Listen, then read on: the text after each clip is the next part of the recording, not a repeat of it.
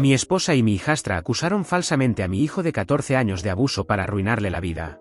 Así que las expuse por completo y me vengué de una forma que jamás olvidarán. Hola Reddit. Tengo 42 años y llevo 8 años casado con Marisa, de 39. Trabajo como analista de inteligencia para el ejército, destinado en una base lo suficientemente cerca como para regresar a casa todas las noches. El sueldo es decente, los horarios estables y al parecer, eso me convirtió en el cajero automático perfecto para Marisa y su hija Thalia. Yo llegué a este matrimonio con mi hijo, Ronan. Tenía 6 años cuando su madre murió, el cáncer se la llevó rápido, sin darnos tiempo a nada. Marisa, por su parte, trajo a Thalia, que entonces tenía 10 años, y me vendió una imagen perfecta de familia ensamblada, apoyo mutuo, unión, 2 niños creciendo como hermanos. Marisa dejó su trabajo administrativo el mismo día que nos casamos. Dijo que quería dedicarse a ser madre. Sonaba bien, hasta que entendí que solo pensaba ser madre de una niña. Ronan recibía lo básico. Thalia, en cambio, lo tenía todo. Ropa nueva cada mes, fiestas de cumpleaños costosas, cualquier hobby financiado de inmediato. Lo noté desde el principio y lo señalé cada vez que ocurrió. Supongo que por eso Marisa y Thalia llegaron a resentir tanto a Ronan. Cada vez que frenaba el favoritismo, lo culpaban a él. Como si proteger a mi propio hijo fuera un ataque personal contra ellas. Ronan tiene ahora 14 años. En los últimos 2 años creció como una mala hierba, mide 1,83, hombros anchos, y aparenta 17 o 18. La gente siempre asume que es mayor. Thalia acababa de cumplir 18 años, legalmente adulta, aunque nunca lo dirías por la forma en que Marisa aún la consentía. El favoritismo ya ni siquiera era sutil. Thalia interrumpía a Ronan constantemente, y yo la detenía en seco. Ronan está hablando. Espera tu turno. Marisa odiaba eso. Me lanzaba miradas asesinas cada vez. Cuando Ronan intentaba contar algo de su día y Marisa respondía con monosílabos, yo seguía preguntando hasta que él terminara. Me aseguraba de que supiera que, al menos en esa casa, alguien se preocupaba de verdad. La actitud de Marisa empeoraba año tras año. Se quejaba de que la casa era pequeña, de que necesitaba un auto nuevo, de que sus amigas tenían cosas mejores. Yo le recordaba que llevaba 8 años sin aportar un solo cheque de pago. Esas conversaciones nunca duraban mucho. Tenía un talento especial para convertir todo en un discurso sobre sus sacrificios, sobre lo dura que era su vida y lo agotador que resultaba mantener el hogar. Mientras tanto, yo regresaba de turnos de 12 horas para encontrar platos sucios en el fregadero y a Marisa viendo reality shows. Un día dejé los platos ahí. Que ella explicara a las visitas por qué la cocina estaba así. Navidad siempre era una guerra. Marisa intentaba gastar miles en Thalia mientras le daba tarjetas de regalo a Ronan. No bajo mi supervisión. Lo que Thalia recibía, Ronan recibía el equivalente. Mismo presupuesto. Sin excepciones. Una vez Marisa intentó argumentar que Thalia necesitaba más porque era mayor. Le dejé claro que las necesidades de Ronan no estaban en debate y que, si insistía, el presupuesto de Thalia se reduciría para igualarse al de él. Se retractó de inmediato. El supermercado era otro campo de batalla. Marisa compraba productos orgánicos y de marca para ella y Thalia, mientras llenaba el carrito de marcas genéricas para Ronan. Reorganicé todo el sistema, o todos comían con la misma calidad, o yo me encargaría personalmente de hacer las compras. Me puso a prueba una vez. Doné los productos premium y reabastecí con artículos idénticos para todos. El mensaje quedó claro. Marisa odiaba que no permitiera que Ronan se volviera invisible. Cada vez que lo defendía, ella se encerraba en el silencio durante días. Thalia empezó a llamarlo el favorito de papá con un tono venenoso. Lo culpaban a él de mi carácter, como si el problema fuera que mi hijo existiera y no su sentido enfermizo de derecho. Intenté hablar seriamente con Marisa sobre tratar a ambos niños por igual. Tenía un manual completo de evasivas, yo era paranoico, yo estaba creando división, yo era demasiado protector. Siempre lograba girar la conversación para que el problema fuera yo.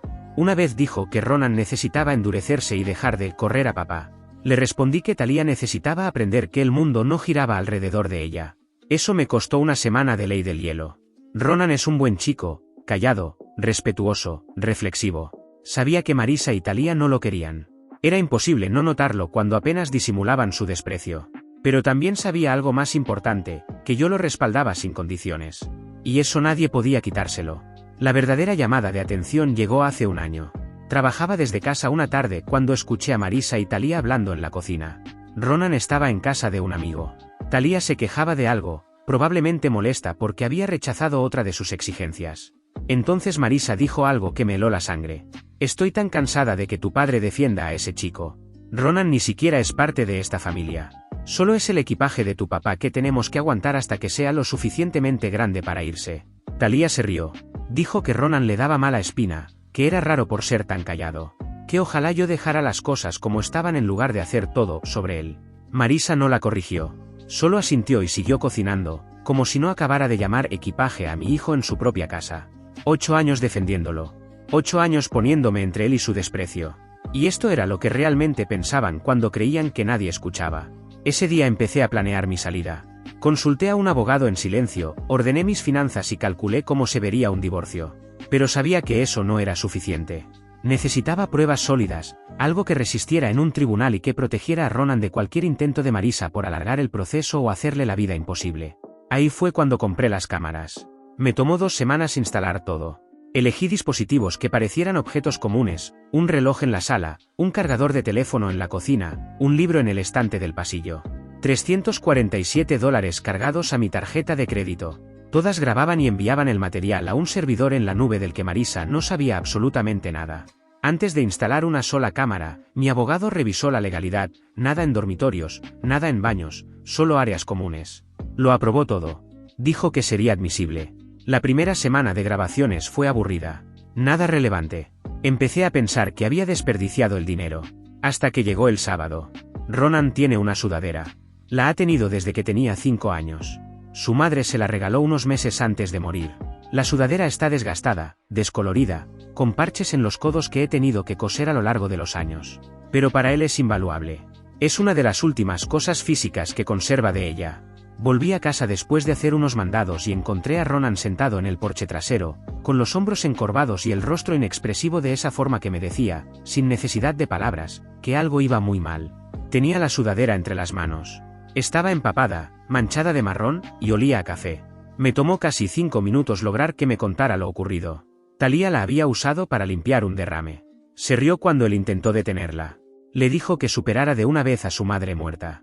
Marisa entró, vio la escena completa y en lugar de intervenir, envió a Ronan a su habitación por quejarse. Más tarde revisé las grabaciones. Cada palabra que Ronan me dijo era cierta.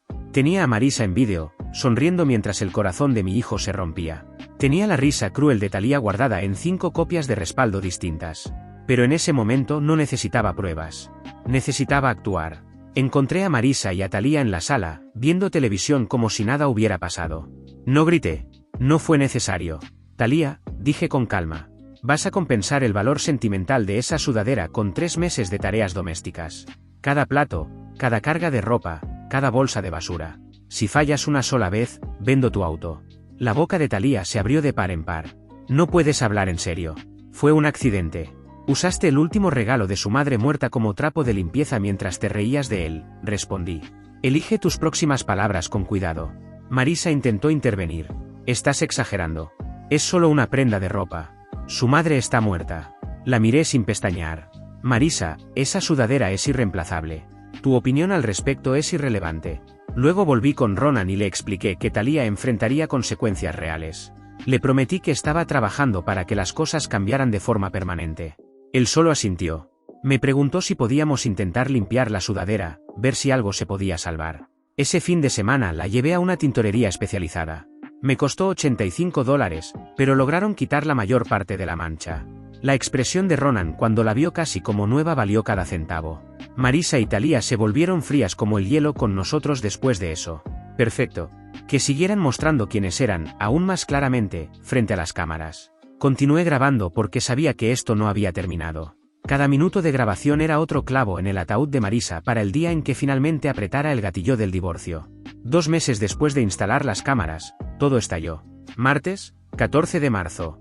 Lo recuerdo bien porque fue el día después de haber presentado los impuestos. Llegué a casa alrededor de las 6 de la tarde. La tensión se sentía en el aire desde el momento en que crucé la puerta, demasiado silencio, demasiado rígido. Encontré a Marisa sentada en la sala junto a Talia. Ambas tenían expresiones graves. Ronan no estaba a la vista.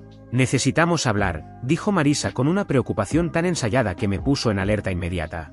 Siéntate. Me quedé de pie. ¿Qué está pasando? Marisa rodeó a Talia con el brazo. De pronto, Talia parecía asustada. Todo el espectáculo se sentía practicado, como si lo hubieran ensayado frente a un espejo. Talia tiene algo muy serio que decirte. Sentí un nudo en el estómago. Thalía me miró con ojos grandes y llenos de lágrimas. 18 años, legalmente adulta, pero interpretando el papel de víctima como si aún fuera una niña. Ronan me tocó de una manera inapropiada, dijo. Entró a mi habitación anoche y me tocó. Mi hijo, el mismo chico que todavía dormía con una luz nocturna porque le daba miedo la oscuridad. El que lloró cuando atropellamos accidentalmente una ardilla el año pasado. Ese Ronan. Marisa no dejó que el silencio se asentara. Yo tampoco quería creerlo, pero Thalía vino a mí esta mañana llorando. No podemos ignorar esto. Tenemos que llamar a la policía. Ya es lo suficientemente grande como para ser peligroso. Entonces lo noté. El teléfono de Marisa estaba sobre la mesa de centro. La pantalla se encendió por un segundo. Alcancé a ver la notificación, llamadas recientes, con un registro de 20 minutos antes de que yo llegara a casa. Ella ya había llamado. Ya había puesto todo en marcha. Todo en mí gritaba que aquello estaba mal, pero mantuve la voz firme. Años de entrenamiento entraron en acción. Calma. Recolecta información. No muestres tus cartas. ¿Dónde está Ronan? En su habitación, respondió Marisa. Le dije que se quedara allí. Él sabe lo que hizo. Subí las escaleras. Marisa me llamó, diciendo que no debía hablar con él sin supervisión, que podía interferir con la investigación. La ignoré. Encontré a Ronan sentado en su cama, aterrorizado. Apenas me vio, las palabras salieron atropelladas. Papá, te juro que no hice nada. No entré en su habitación. Estuve en mi cama toda la noche. No sé por qué dice esto. Tienes que creerme. Me senté a su lado. Estaba temblando tanto que podía sentirlo a través del colchón. Ronan, mírame. Necesito que me digas exactamente qué pasó anoche. Respiró hondo, intentando calmarse. Me acosté a las 9 como siempre. Me quedé dormido viendo vídeos en la tablet. Me desperté esta mañana y todo estaba normal. Después de que te fuiste al trabajo, Thalía empezó a llorar y le dijo a Marisa que yo hice algo. Pero no lo hice, papá. Lo juro por la tumba de mamá. Le creí. No por ceguera, sino porque conocía a mi hijo. Conocía su carácter. Y después de meses de grabaciones, conocía a Marisa y a Thalía incluso mejor. Esta acusación no era un impulso. Era la opción nuclear. El plan definitivo para deshacerse de Ronan, convertirlo en un delincuente registrado, destruir su futuro antes de que siquiera comenzara. Quédate aquí, le dije. No hables con nadie excepto conmigo. Con nadie. Bajé de nuevo. Marisa y Thalía seguían en la sala, susurrándose entre ellas. Se quedaron en silencio en cuanto me vieron. ¿Confesó?, preguntó Marisa. Dice que no lo hizo. Marisa resopló con desprecio. Claro que diría eso. Tenemos que llamar a las autoridades esta noche, antes de que intente algo más. Aún no, respondí. Quiero comprobar algo primero. Saqué mi teléfono y abrí la aplicación de las cámaras de seguridad. Tardó una eternidad en cargar. El icono de la batería parpadeaba en rojo, 8%.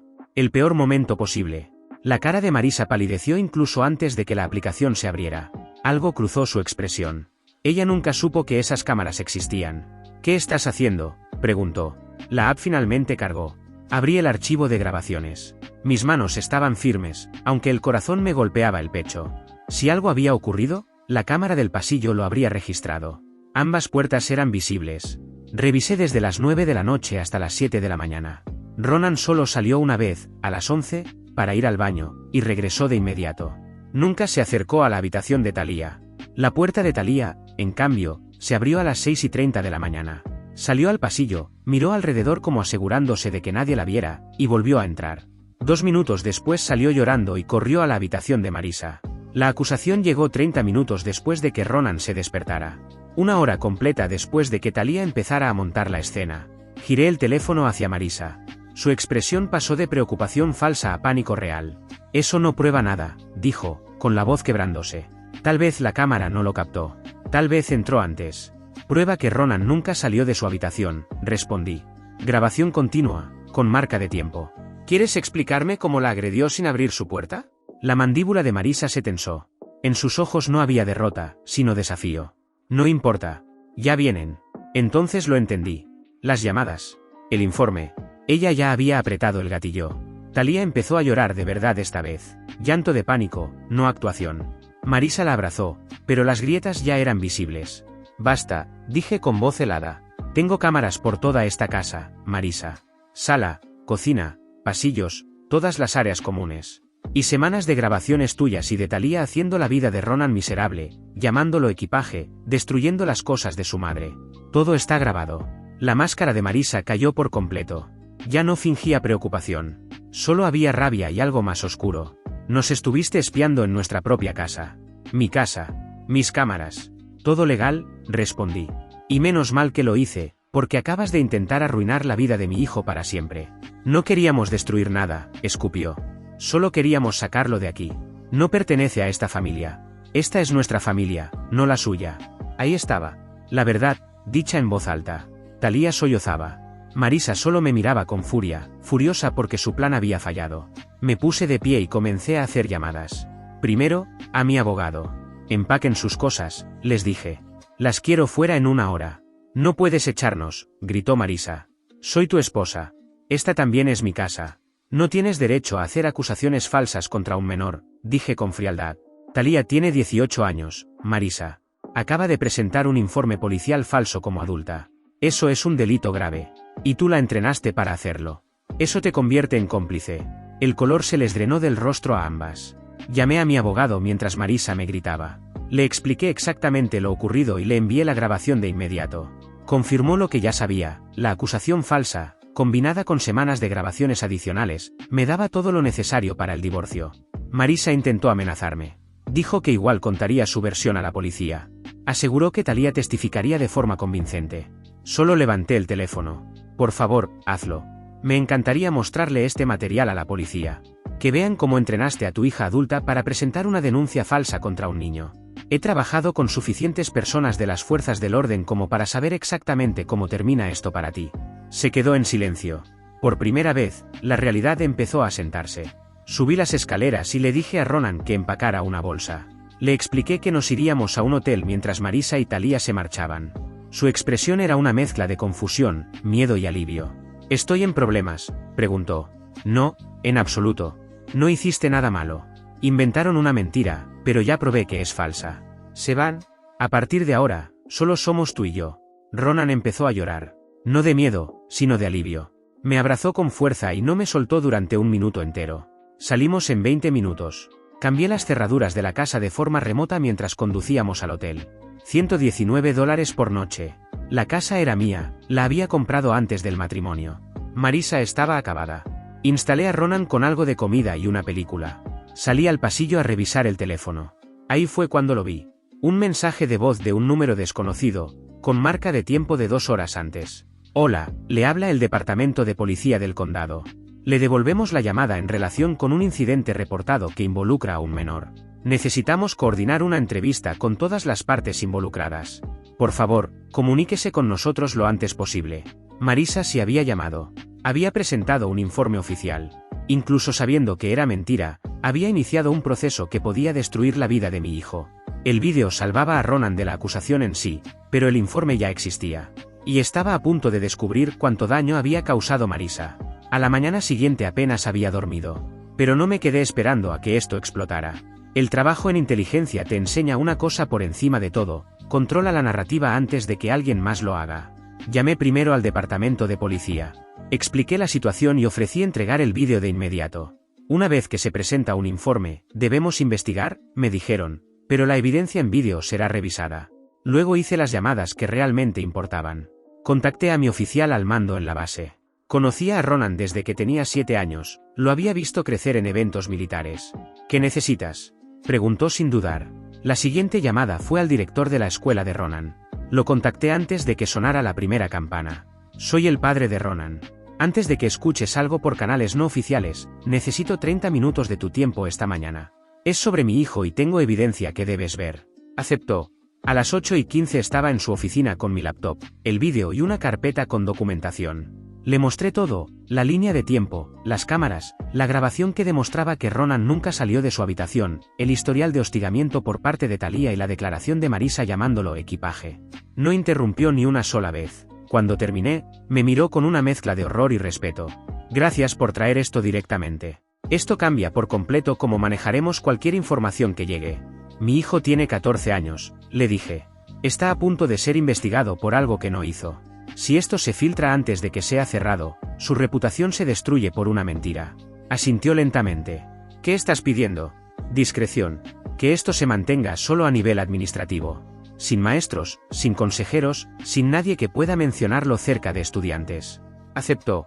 Lo dejó por escrito. Ronan asistiría a la escuela con normalidad mientras la investigación avanzaba en silencio.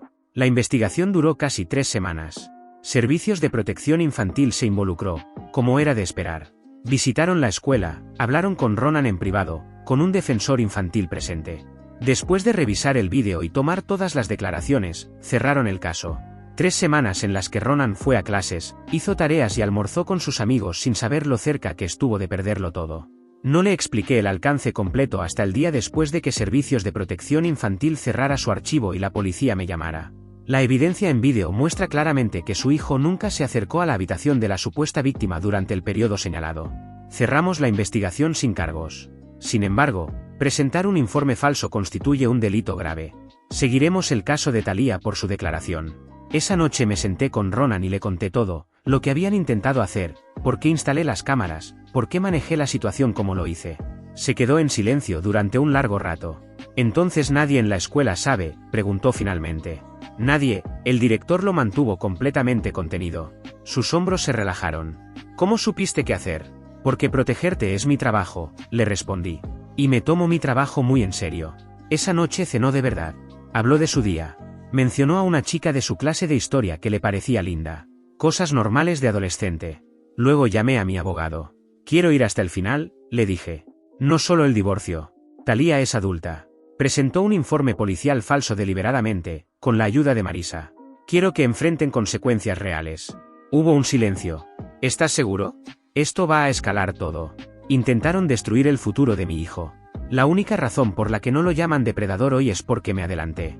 Sí, estoy seguro. Presentamos todo al día siguiente. La policía interrogó a Thalía. Sin Marisa entrenando sus respuestas, se derrumbó. Admitió que lo inventó.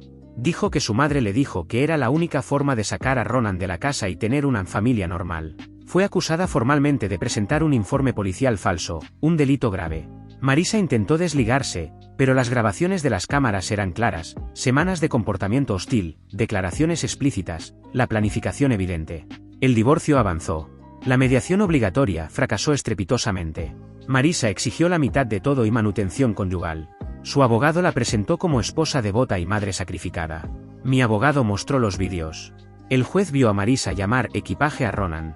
Vio a Thalía destruir la sudadera de su madre mientras Marisa sonreía. Vio la línea completa de la falsa acusación. Consejero, dijo el juez, su clienta debería reconsiderar seriamente sus demandas.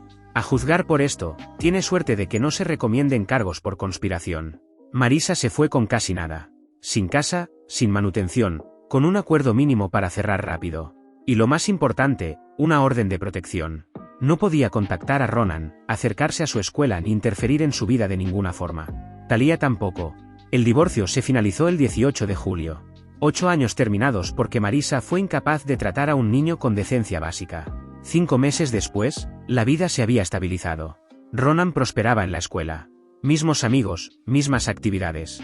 La casa era tranquila, de una buena manera. Sin tensión constante. Sin miedo al humor de nadie.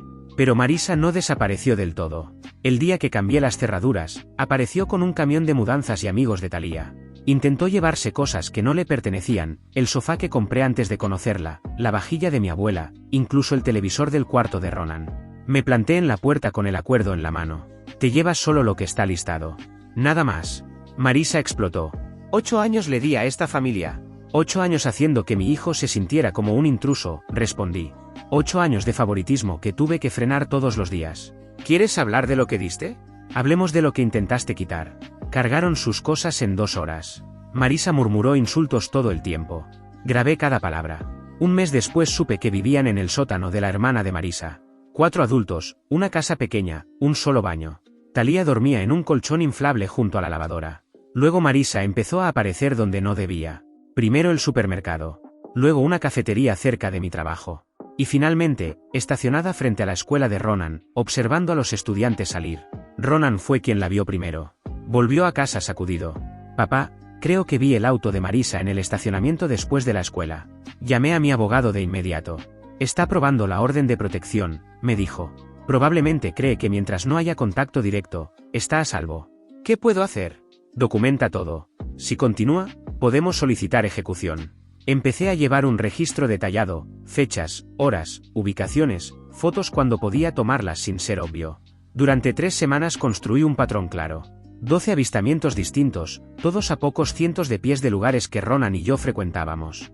Luego comenzaron las llamadas, números desconocidos, siempre colgaban tras un solo timbre. Buzones de voz con nada más que respiración. Nada que pudiera probar directamente que era Marisa, pero el momento siempre era demasiado preciso para ser coincidencia. Presenté la moción de ejecución con todo lo que tenía. La audiencia quedó programada para el 3 de abril. Marisa apareció luciendo deteriorada. Había perdido peso. Tenía ojeras profundas. Thalía se sentó detrás de ella en la galería, mordiéndose las uñas. El juez revisó mi documentación, el registro de avistamientos, los reportes telefónicos mostrando llamadas desde teléfonos prepago, las fotos del auto de Marisa en distintas ubicaciones. ¿Puede explicar por qué su vehículo fue fotografiado fuera de la escuela de su hijastro en 3 ocasiones distintas? El abogado de Marisa intentó girarlo. Dijo que solo conducía por la zona, que era un país libre. Un país libre con órdenes de protección, replicó el juez, que existen precisamente porque la conducta de su clienta ameritó la intervención de esta corte. Surgió más evidencia. Mi abogado citó a la hermana de Marisa, quien, a regañadientes, admitió que Marisa hablaba constantemente de vengarse de mí, de lo injusto que era todo, de cómo se aseguraría de que yo lamentara haberla humillado. Thalía intentó decir que no tenía nada que ver con eso, pero sus registros telefónicos demostraban que ella había realizado las llamadas de colgar usando un teléfono prepago comprado con su tarjeta de débito. El juez no estaba complacido. Thalía, ya tienes un cargo vigente por presentar un informe falso. Ahora enfrentas cargos adicionales por acoso y por violar una orden de protección por intermediación. Tienes 18 años. Estas son consecuencias de adulto. Thalía se derrumbó llorando. Marisa intentó intervenir, alegando que Thalía estaba perturbada, que necesitaba ayuda, no castigo. Usted es quien ha estado acosando a su exmarido y a su hijastro, respondió el juez. Su hija la estaba ayudando. Eso no es perturbación. Eso es una elección. No había defensa posible. La evidencia era abrumadora. A Thalía se le ofreció un programa de desvío previo al juicio, básicamente una última oportunidad para evitar una condena formal. Si cumplía estrictamente las condiciones y no cometía ningún otro delito durante 2 años, su historial quedaría sellado. Pero cualquier contacto adicional con Ronan significaría cárcel inmediata. Marisa, en cambio, no tuvo esa opción. El juez la sentenció a 30 días en la cárcel del condado por violar la orden de protección, pero debido a la sobrepoblación solo cumplió 10. Cuando la vi ser escoltada con esposas, no sentí nada. Solo cansancio. Pero aún no había terminado. Presenté una demanda civil contra Marisa y Thalía. Difamación, daño emocional intencional, acoso. Enumeré cada incidente, adjunté toda la evidencia y calculé cada dólar en daños. La justicia no se mueve rápido, pero se mueve, especialmente cuando llegas con pruebas y un abogado que sabe cómo usarlas. El abogado de Marisa intentó que el caso fuera desestimado. Mi abogado respondió demostrando que no se trataba de un error aislado, sino de una campaña coordinada. El juez permitió que el caso avanzara. El proceso de descubrimiento tomó meses, pero fue revelador. Se incautaron el teléfono y la laptop de Marisa. Los mensajes mostraban que había planeado la falsa acusación semanas antes de que ocurriera. Textos a su hermana sobre cómo lograr que Ronan se fuera. Correos a Thalía con asuntos como el plan y próximos pasos. Una nota borrada titulada Borrador de declaración de Thalía, fechada el 21 de febrero, 3 semanas antes de la acusación. Había planificado cada detalle, que debía decir Thalía, cómo comportarse y en qué momento llorar. Incluso dejó todo por escrito y luego borró esas notas, convencida de que así no quedaría rastro. Lo que no esperaba era que existían cámaras y que todo había quedado grabado. Tampoco entendió que, cuando los abogados intervienen, borrar un archivo no significa hacerlo desaparecer. Las notas eliminadas se recuperaron y junto con las grabaciones, quedaron como prueba de que la acusación había sido preparada con antelación. El juicio se fijó para marzo del año siguiente, casi un año después de presentar la demanda. Marisa intentó llegar a un acuerdo 3 veces antes de que llegáramos allí. La primera oferta fue una disculpa y unos pocos miles. La rechacé. La segunda agregó una declaración pública admitiendo que la acusación era falsa. También la rechacé. En la tercera oferta incluyó todo su acuerdo de divorcio. Consideré aceptarla, pero pensé en qué habría pasado si no me hubiera adelantado, si no hubiera llamado primero al director, si no hubiera tenido cámaras grabando. Rechacé de nuevo. Quería que quedara en el registro público. El juicio duró 4 días. El primer día, mi abogado expuso la línea de tiempo completa, la falsa acusación, la investigación policial, la campaña de acoso posterior al divorcio. El abogado contrario intentó pintar a Marisa como una madre preocupada que había exagerado. Mi abogado preguntó por qué una madre preocupada redactaría una declaración de acusación 3 semanas antes. El segundo día, mostramos las grabaciones. Marisa en cámara diciendo que Ronan era un equipaje. Thalía destruyendo la sudadera de la madre fallecida de Ronan mientras Marisa sonreía. La línea de tiempo de la mañana de la acusación, mostrando a Thalía salir sola de su habitación y regresar 2 minutos después con lágrimas falsas. El jurado observó el rostro de Marisa mientras se reproducían sus propias palabras grabadas. No es realmente parte de esta familia de todos modos. Algunos miraron a Ronan, sentado en la galería. Tenía 15 años ahora, callado, educado. Luego miraron a Marisa, y el disgusto fue evidente. El tercer día, Thalía subió al estrado. Mi abogado la guió a través de cada mensaje, cada correo, cada nota borrada. Intentó decir que fue manipulada por Marisa, que no entendía las consecuencias. «Tenías 18 años cuando presentaste ese informe policial», le preguntó. «Hoy enfrentas cargos graves por ello. ¿En qué momento entendiste que acusar falsamente a alguien de agresión estaba mal?» No tuvo una buena respuesta. El cuarto día fueron los alegatos finales. El jurado deliberó 2 horas y regresó con un veredicto a mi favor. Los daños no eran dinero que cambiara una vida, pero ese nunca fue el punto. Lo que importaba era el registro público declarando que la acusación fue falsa y maliciosa. Se emitió una orden judicial prohibiendo cualquier declaración futura sobre Ronan. Eso era todo lo que realmente quería. Marisa quedó inmóvil cuando se leyó el veredicto. Thalía lloró. Yo no sentí nada. Solo cansancio. Ha pasado 1 año desde el juicio. Marisa violó la orden de protección una vez más. Apareció en una competencia de atletismo de Ronan hace unos 6 meses. La vi en las gradas, llamé a la policía y la escoltaron fuera. Esa violación activó más tiempo en cárcel, 2 semanas. Su abogado le advirtió que otro incidente significaría meses, no semanas. No ha intentado nada más desde entonces. Thalía, en cambio, sí. Hace unos 3 meses apareció en el estacionamiento de mi oficina, luciendo como si no hubiera dormido en días. Caminaba hacia mi auto cuando escuché su voz detrás de mí. Por favor, solo necesito 5 minutos. Me giré. Se veía deteriorada, ojeras profundas, ropa que ya no le quedaba bien. La actitud de superioridad había desaparecido, reemplazada por desesperación. Sé que la cagué. Sé que lo que hice estuvo mal, pero mi vida está arruinada. No puedo entrar a ninguna escuela. No consigo un trabajo decente. Incluso con el programa de desvío, todos saben lo que hice. Por favor, si pudieras decir que fue un malentendido, podría empezar de nuevo. La dejé hablar. Dejé que el silencio se asentara. Intentaste etiquetar a mi hijo como un depredador. Querías que viviera en un registro el resto de su vida. Ensayaste tu historia. Escribiste borradores, pero al final, todo te salió mal. Empezó a llorar. Fui estúpida. Mi mamá me empujó. No entendí lo que iba a pasar. Tenías 18 años. Eras adulta. Entendiste perfectamente lo que le pasaría a Ronan. Simplemente no pensaste que te pasaría a ti. Intentó tomarme del brazo. Di un paso atrás. Por favor, suplicó. Me disculparé con Ronan. Haré lo que quieras. Solo dame una oportunidad de arreglar esto. Tuviste 8 años de oportunidades, le dije. Cada día pudiste tratarlo como un ser humano. Elegiste la crueldad. Ahora estás en un estacionamiento pidiéndome que borre las consecuencias que tú misma ganaste. Abrí la puerta de mi auto. La respuesta es no, y va a seguir siendo no para siempre. Me fui. La vi encogerse en el espejo retrovisor. No sentí nada. Ronan está bien. Cambió de escuela, hizo nuevos amigos, se unió al club de arte. El mes pasado ganó 2º lugar en una competencia regional y colgó la cinta junto a una foto de su mamá. Repintamos su habitación el fin de semana pasado, azul marino con acentos plateados. Mientras pintábamos, me preguntó, «Papá, ¿crees que algún día dejarán de odiarnos?» «Tal vez no», le respondí, «pero intentaron destruir tu vida y fallaron. Tú sigues de pie. Eso es lo que importa». Asintió y siguió pintando. La semana pasada trajo a casa un permiso, un viaje escolar nocturno, 3 días de campamento. Hace 6 meses habría asumido que la respuesta era no. ¿Crees que debería ir? Por supuesto. Te lo ganaste. Sonrió de verdad. No la sonrisa cuidadosa que usaba alrededor de Marisa. Luego me preguntó si alguna vez se recuperaría por completo. Le dije la verdad. Algunas cosas dejan marcas, pero las marcas no son daño. Son recordatorios de lo que sobreviviste.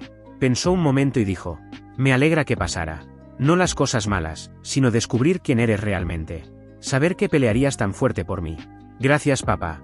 Solo lo abracé. Eso es todo. Gracias por ver. Si aún no te has suscrito, por favor hazlo y activa la campana de notificaciones para mantenerte al día con más historias impactantes de la vida real que suceden a tu alrededor.